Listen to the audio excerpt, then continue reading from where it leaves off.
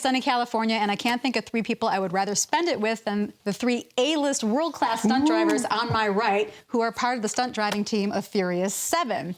I want to introduce Debbie Evans, Steve Kelso, and Henry Kingi Sr. Debbie, competitive motorcyclist since the age of 6, professional driver, winner of numerous Stunt Taurus Awards. Mr. Kelso, also Taurus Award winner, pro racer, motocross pro, multi-SAG Award nominee. And Henry Kingi, Taurus Award winner, career badass, and original member and founder of the Black Stuntmen's Association. Thank you guys so much for sitting down. Our pleasure. We're going to talk about Furious 7 because this right now is the most popular stunt action driving film in the history of any franchise in this industry. And it's really, really hot right now. Each one of you has 35 to 40 years of experience working in this industry. That blows my mind, especially considering how much the industry has changed. What is different about working on the Fast and Furious franchise from any other that you might have worked with in the past? Well, I've worked on 1, 2, 3, 6, and 7, and hopefully 8 and 9. So there is an 8 and 9. Yeah. We think it's quite possible. Awesome. But the Fast and Furious is basically a family, and these guys I consider as my family, and we've been chasing each other around for years. And there's something special about working on a project that's got that much synergy, and I think we all feel it. And you know, it would be nice though if people could recognize that the cars are the important part, right? One of the major parts of the movie, and give us the credit we deserve for it. Of course. Well, and I would like to talk about that a little bit as well, the accreditation that you guys deserve in this industry. But like you said, the cars are almost the principal actors of this franchise, and you have all been a part of several. You've been on 4? Yeah, the Fast movies are always, you always know it's going to be fun because, like Debbie says, it's a family, so we always know we're going to have a good time. But it's nerve-wracking, too, because we are put in positions that we want to do the best job possible with some kind of radical stuff. And this is seriously radical stuff. Fast 7 has actually topped the stunts from the other 6 movies. What was the most dangerous stunt driving that you've done on this film? I think everything. Well, fair enough. When you get in the car, you don't know what's going to happen. You plan for everything, and you hope for the best. And like we're talking about, like the same thing they said, it's a family, and truly it is. It's there are words that people throw out there that are just there to be said, but because we've worked together so long, where you would have to spend time talking to someone, explaining what you want. You can read each other. You can walk by, you can drive by and say one word out the window, and we're in sync. Yeah, that's a very good point, because that's absolutely true. I mean, it's as a racing driver or whatever, you get to know people that you race with. Well, same with the stunt people. I know that Henry or Debbie is going to give me the room or space or whatever that I need, or maybe they need to get closer. It's just like an intuitive kind of a thing, but we've all done it so much together that it becomes really much easier. More synchronized. Yeah, and we can even read when somebody's having a problem and something's going wrong and know where to go kind of instinctively, because we've worked together and driven together so much throughout the years that, we intuitively know what the other one's going to do. And fortunately, when that happens, we have saved a lot of cars from being crashed. And a lot of people, a lot of drivers, crew Yeah. members and whatnot. Yeah. It takes that. It takes having a tight team. I mean, this crew is irreplaceable. These are some of the who's who of driving in the industry. You must have the accreditation that all of you do and the experience that you do to do stunts like this, because it's unforgiving. I know we all know people who have been injured or killed making movies and television shows for the industry. Well, I like to say it like this. A car is a lethal weapon. You've got at least 2,000 pounds heading very fast in a direction. When someone does a fight scene and their foot gets out of control and clocks somebody in the face, I've had that they're happen. Not even, it's always a bummer, but they're not, or a camera or whatever, they're not trying to hit someone, for one thing. And then another thing is it doesn't create the amount of damage and could be loss of life or permanent injury damage to equipment that if a car gets out of control, that you deal with. Right. And unfortunately now, we've all dealt with it. The new cars try and think for themselves. And so that's different too. You know, anybody can get in a car in a parking lot and do 180s and slide up to a box and things like that. But when we get out on set, there are so many things that are thrown at us from the car and what it will do and what it won't do. Yeah. And all of the things that they put in our way and the people that they put in our way. So you have to stay on top of the mechanics of new automobiles coming off the lines too. You have to understand they're not the way that you used to be able to get your leg and your arm under the tranny to work on it back in the day, and now it's all computerized. Most of the time, the car prep guys or the picture car guys have time to prep the cars properly. You say most of the time. What happens when they don't? In the last couple shows, they, they're still writing the script and they've started production. And so then that puts everybody else, including the picture car guy, Dennis McCarthy, behind. Then we're given the car to kind of run what you brung kind of a attitude. You have to drive it. Here it is. It's not right. But go, there's no other. But go do it. Yeah. Yeah. And Dennis apologizes for it, and we totally understand that he's under the gun. I got in the Barracuda the first night, and I put my foot on the floor, and my foot went through the floor because it was so rotted out. And we get in, there's no seatbelts and all that, because it just came off the truck from purchasing it and getting the stickers on and being dropped off at set. No time to retrofit it for anything heavy driving. And we had so many multiples of different cars. Oh, gosh. Wow. Things that people don't realize.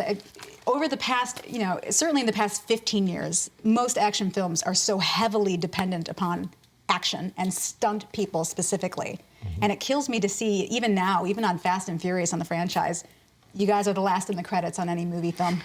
It's after everybody else, you're at the very end. That's at this point, over the years, it's been a little sticking point because at different times we wouldn't get credits on shows. And now you're talking about this show, which is Universal. First, Fast 5 came out and broke all Universal's records. Fast 6 came out and broke Fast 5, all his records. Yeah. Now Fast 7 came out and it broke Fast 6's records. So they're making all of this money off of all of these action shows. And the people that are responsible are, like you said, not getting the credit they deserve, which is all the stunt people. Sure. And you said that with all the action that's going on, probably, I think it was 2 or 3 years ago when the Oscars came out. Yes. They had Will Smith go up on stage, and he said, stunts don't get the credit they deserve. And they showed all these clips of all these stunts. And then they went on to say, okay, CGI, they went on to give a CGI company an Oscar for fake stunts. Yes. Not the real stunts that the people That's got to be painful and insulting to all of you. An Oscar before all these people who've been out there for years putting their lives on the line. And then CG work is based off of the work that all the people do. That you actually do on a regular basis. It was, pretty much we felt a slap in the face. It is for, all of us. Here they're touting #1 movie in the world, which we, as a team, we probably put together. We probably had 15 to 30 minutes of screen time. Mm-hmm. That's a lot. No credit. It's a little bit frustrating, a little bit disrespectful. So it's hard. It's really hard to understand because if anything, what the movies have done lately seems that the budgets are bigger. Yes. The money they take in is bigger. Yes. We as stunt people, the residuals are shrinking. Shrinking away. And we get no screen credit. It's. Now, did I also understand you weren't invited to the premiere either? Yes. No, we weren't. As stunt people, we were not invited to the premiere. Wow. Yeah. It blows my mind a bit. Yeah, and there was no casting crew screening either. So nothing. You got nothing at the end of your work on No.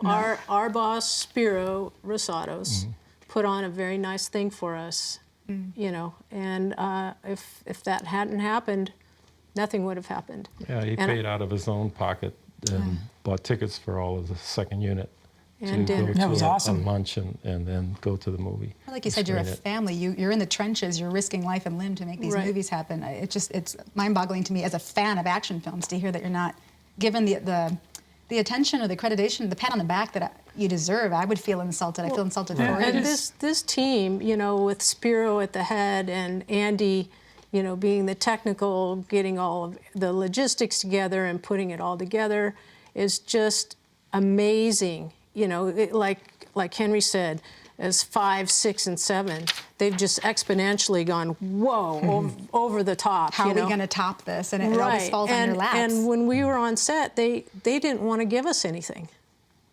You know, it took an act of God what to you needed get to do your stunt. Well, a robot or, Oh. you know, the things that we needed to get our job done. Wow. Yeah, you know, it's a lot of little things, and we love Universal Studios. We love the business we do. We are at the top of our profession, and we're getting no credibility for that. Whether it's the hotel they put us in, the screen credit we get, the residuals that are shrinking. I mean, it's and it makes me not want to go to work anymore. And you're talking about a movie that they're saying is on track to make $1 billion. $1 billion from the work that you contributed to this film. Yeah, it's a lot of money. No disrespect to the A-list actors who are phenomenal in this film, but somebody had likened it somewhere in the press that, you know, it's a really, really great, heavy action driving film with a little bit of dialogue in between. You know, I thought, oh wow, if you think about it that way. I think it's more than that. It's definitely more than that. It's more of a collaborative work, I believe. You know, we Absolutely. need them, they need us. Yes, yeah. And we just want to be recognized. And, you know, we're still getting the same rate as someone who comes in on their first day. Brand new, working at the same daily rate. Which even after all these your rate years, doesn't rise exponentially with the amount of the quality or the experience that you have. It doesn't, you know, the Not ability really. to negotiate. The union rate it goes up the cost of living, you know, index. But that's it. And it just depends on the coordinator or second unit director that's working with you, and his respect for you and the work you do. To take care of you. They can give you more on your adjustments. But their hands are tied somewhat too. Yeah, when it gets to a production, budget on a studio. show. Got you. And then, you know, that we're talking about the credits. You have CGI. When I was talking about the CGI, you have 100 or 200 names for Before CGI. yours. I saw that, yes. CGI people. CGI, correct me if I'm wrong, but CGI is not dangerous. Takes a lot of work, but it's not dangerous, it might be right? carpal tunnel. Oh, well, that's something. I'm sure there's insurance for that. I think with me, because I'm a huge fan of action films, and as I've become friends with you guys and I've heard your stories, my mind is boggled that you haven't gotten any of the attention and accreditation that you deserve. I believe that you deserve, having watched what people go through. Yeah. We're not talking about people who just started in stunts. You have a lifetime of discipline doing what you do for a living. I wrote a letter to the Academy of Motion Picture Arts and Science when that incident happened with the CGI, when they got their first Oscar above stunt people. And sent a letter and stated the same thing, that I saw the show the night before, and Will Smith was talking about the stunts didn't get what they deserved, showed all these stunts, and you went on to give a Oscar to the CGI company. And I said, there, stunt people have been out there for years and years and years, putting their lives, bodies, and everything on the line to create action movies for this industry, and there's no respect given because they're trying to get a Oscar for stunt coordinator or second unit director. Right. I got a letter back from the head guy, and he said they are not. They've had a few meetings, and they've presented it to the board, and they decided that. At this time, they're not going to give second unit directors any Oscars. And I had mentioned about coordinators. He never mentioned coordinators. He just fluffed over it and pushed it aside, not to give recognition.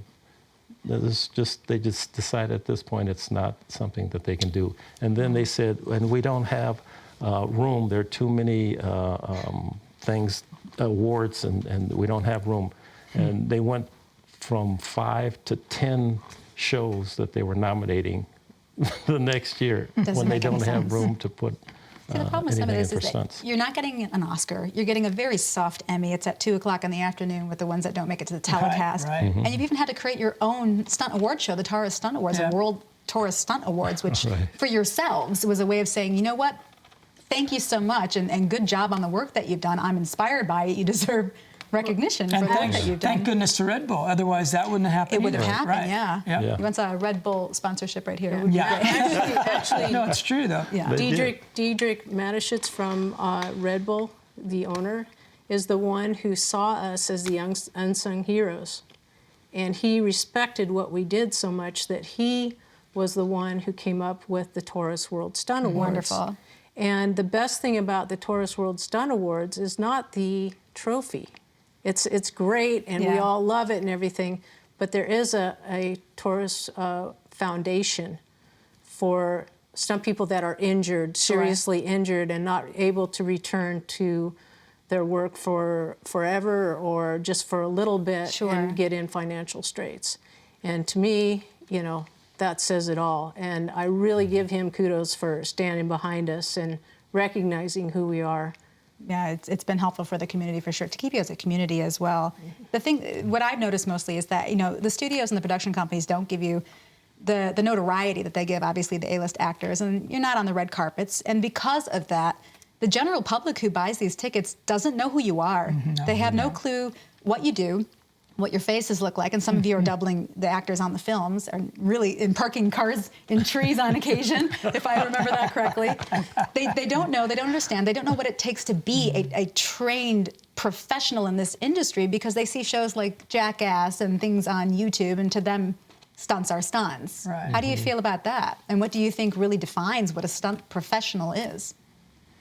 Wow. Well, you know, with all respect to the Jackass guys, I mean, it's completely different than what we do. I mean, we're a professional and we train at exactly what we're doing for the job we're doing. Jackass, I don't know that. You know, do a lot of spoofy, crazy, silly stuff. You know, it's. And props to it's them, like- I wouldn't do it. So. No, I wouldn't do it. It's like it's a reality show, and that's also kind of brings in where you have guys that are daredevils, and then Right. you have stunt people. Daredevils go out and try to do something to kill themselves one time, and you get people that run up to you and say, "I want to be a stunt man. I'm crazy. I'm crazy, and it's so cool."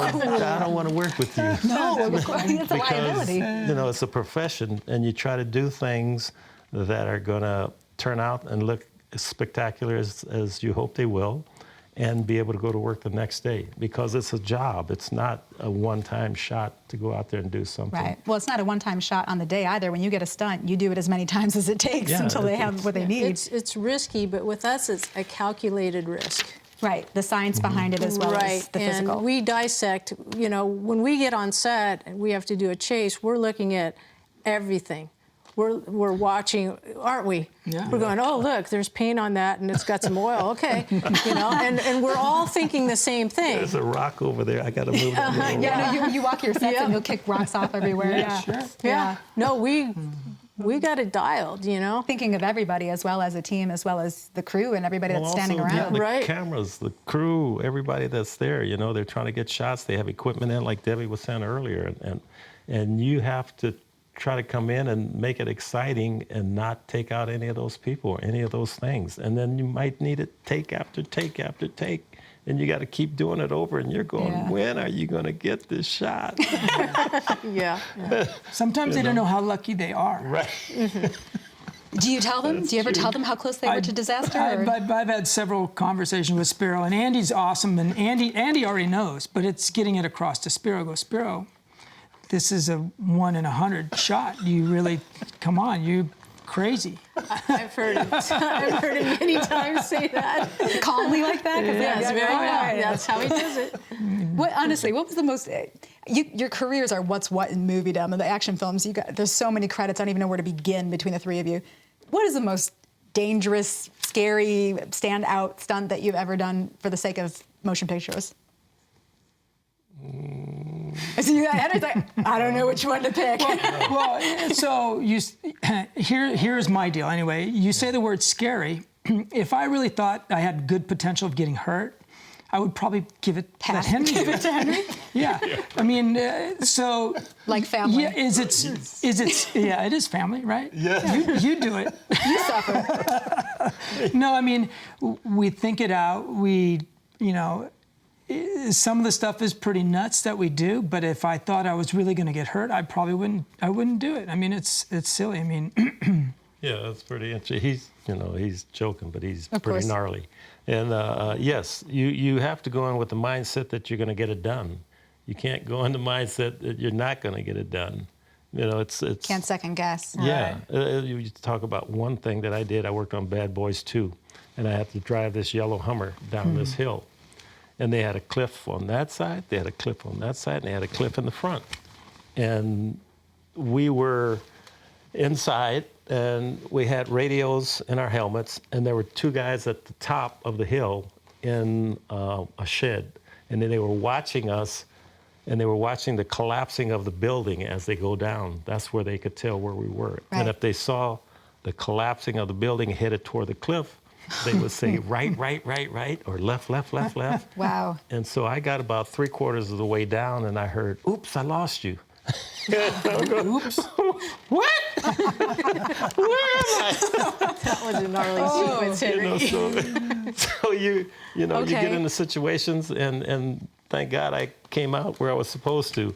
Wow. You do a lot of praying and get stuff done, but a Wow. lot of situations. But and a lot of times you think the simplest thing is nothing, but it could be dangerous. Sure. There was a guy who, not dealing with a car, but he had to drop Jerry Summers years ago. He was done on a lady. This is a long time ago, and he had to drop from a tree branch wearing a pair of high heels, and he said, "I don't want to do that." And he said, "No, come in. It's just a quick shot. You just come in, hang, drop down, and walk out of the shot." He came in, dropped, had the high heels on, compound fractured his ankle, drove it through his skin. He limped the rest of his life. Wow. So the simplest little thing, like going up and throwing on a little 90, you have to be on the alert that if the tires blow out, if you get a surge in the transmission or the gas pedal, the car, we have gotten in cars, and when we're doing the things, all of a sudden it'll surge and the car's out of control. Now we got to figure out what to do. We got to turn out of the way, stop the car, turn the key off, put it in gear. It's just, you got to be on top of it because you're trying to get this aggressive motion in. You're trying to get this aggressive shot with all the people standing around, but you also have to be aware that if something happens, You have to adjust. I got to be ready to stop. Right. And that's a lot of seat time and a lot of experience Oh, that yeah, it gets into your muscles and your brain. Yeah, one time I was working on the ring, and I had a Volvo station wagon, and I come out of a parking structure and turn right, and I'm headed toward an intersection with camera right here, and I'm about here getting ready to throw my slide, and my throttle stick's wide open. And Awesome. so I reached down, shut the engine off, and it was an older car, so it didn't lock on me, and I was able to make the turn coasting. I turned it back on, finished the shot, and had to go through a bunch of cars, and at the very end, the throttle stuck again, and there was a van coming this way, and I ticked mirrors. And then I said, From okay, perspective of camera, like, what is your she cars. doing? mechanic, please. Oh, God, wow. But, we just have to react. And another thing that's really cool is people don't realize, they think, oh, it's just driving.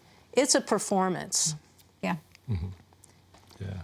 You do it, Yeah. you do it, I do it, the rest of our team does it. Yeah. We know where a camera is. We know what's happening. We know what the story involves. Sometimes you whether even know what your somebody's actors are doing. You have drunk to or match can't them. drive very well or whatever. We portray all this stuff. Wow. And we make the car behave so that the audience believes that this is real. Real and seamless as well. And that's a big part of it, is knowing camera, knowing how to play the camera, knowing what the lenses are. And so the amount of experience that we're able to bring to the table saves production so much So much time and money. Yes, absolutely. Yeah. Well, I know there's a lot of really, really talented drivers in the business, but they don't necessarily do what you do as the team that you are. What do you think it is that made this team a team, and why you and not somebody else? I mean, how did this come to be? And you've worked on 4 or 5 films, each of you, Yeah, I of this mean, franchise. you say there are good drivers, but there are some better drivers, and I think that's what we benefit from as a team. So Spiro and Andy put together the team, and he has some good people who can do the job, you know? Just honestly, We one were of the lucky most... enough to get picked. We got lucky enough to get picked. I think you earned it, lady. You know, especially being a woman in this industry, too, you've got all kinds of other challenges that you have to face, but then at the end of the day, you go home and your mom and your, you know, wife and your other things too, and you as well. I mean, you got sons in the business that have grown up and learned from you, and now they're doing stunts as well. Yeah. Steve, I don't know if you've got family in the business. No, not yet. That might be a blessing. I mean, they must. Yeah. You must worry about your kids, and it's a different business now than it ever has been. Oh yeah, big difference. Big difference. The industry has changed. Well, if there's one thing walking away, I can talk to you guys forever about Furious 7 and this car stunts, which I think everybody wants to hear about. But if there's one thing you can say as a message or inspiration to people who want to be stunt professionals in this industry, what can you give them to walk away with? Something serious that they can walk away with about what it really takes to do what you do for a living. Well, I mean, it's a job. You know, like I was saying earlier, it's not a daredevil situation. It's a job. It's a profession, and what you have to do is try to learn all the things that are necessary in that job. Like Debbie was saying about the camera work. You know, at times when you're doing shots, you as a driver, you make a decision where to put the car so the camera can see you. And if somebody tells a new guy, okay, bring a car, go down the street, do this, and they say, okay, and now the camera car is moving around, and he just goes down the street, he'll be out of the shot most of the time. Sure. So, like she said, you have to pay attention to where that is, and put the car in those positions with the attitude that you want to do it. So, to go out and learn like camera work, camera angles, how to do your job and be safe as you can. I mean, all those things are in your mind. You don't just go out and aggressively try to turn a car over. You're looking at safety factors in all directions. I think most people think that it's just cool. They love the cool factor of it, and that kind of drives them into wanting to be stuntmen. But I never hear any of you talk about how cool it is. When I worked on Dukes of Hazzard, people were talking about, oh man, that's so cool. It must be so cool flying through the air. I said, yes, it is, but you gotta land. And when you land, you don't want to break your body up, or so you set up harnesses and all these different things to try to soften that blow. You know, it can be the coolest job ever. When you're in the moment of actually doing the particular stunt, it's the best job ever. But the reality is, it's taken a long time. And for anybody new who wants to start, not only do they have to be talented and they have to learn many different things, such as Henry was saying about being safe and physics and silly stuff, but they're going to spend 10 years. They're going to spend at least 10 years. They could have went to school to be a lawyer for 10 years or a doctor. Right. It's going to take them 10 years till they get a circle of people that are going to hire them, trust them, to do the job and to trust them. And so that's something they really need to think about. If they have the heart and the knowledge and they want to do it, they can certainly succeed. But it's a long road. I mean, and people should really understand that. There's no easy way, basically. No, I don't believe there's an easy way. I was fortunate I got in because of my background, but I actually had been training for stunts my entire life and didn't know it. So, I loved every sport. I was climbing fences and hanging from things and wheeling my bicycle and skateboards and unicycles and skiing and snow, on and on. I loved everything active. And motorcycles was my specialty. Sometimes it helps to have a specialty when you come in. In fact, most times it does. Something that you're really, really extraordinary at. And then it takes a lot of time to branch out and learn all of the other things. But it takes a lot of training and major dedication. And honesty. And I'd like to say one thing also that's very important, and that's when we're talking about Spiro Rosados, who's the second unit director, Andy Gill, the stunt coordinator, and sometimes Jack is, one of the drivers as well. You can do the most spectacular stunt in the world, but if it doesn't get on film, nobody sees it, and it doesn't look like anything. Sure. So and that can happen too. With Spiro and Andy and the whole conversation and working together, it makes it possible to get all of that stuff on film, and that's where Spiro and Andy are their genius selves. Right, and also Spiro has his own DP and camera operators and Alan Padelford and crew to shoot a lot of our action. So it stays a full team. There's a lot of trust there. Yeah. I love familiarity. Peter Grimes, you know, is you go to work and there's the family that works together and makes it all happen. Well, the entire world is watching this family because this is arguably the most successful action franchise in the history of filmmaking. Mm-hmm. And I'm really excited that people can see your faces and get to know you a little bit. And it's just a portion of the team, but it's really important for them to know who you are and where you come from and how these things are done. And I hope we can have maybe you guys back at another time and talk about other elements of stunts and filmmaking. You should come to work with us. Yeah. Why would I say no to that? We should take you for a ride. Did you say 4 or yeah, I'm in. No problem. Thank you guys so much for sitting down. Debbie Evans, Steve Kelso, Henry Kinsey Sr. Thank you so much for being here. I'm Lisa Katara, and there will be more to come, so keep tuning into all of this madness.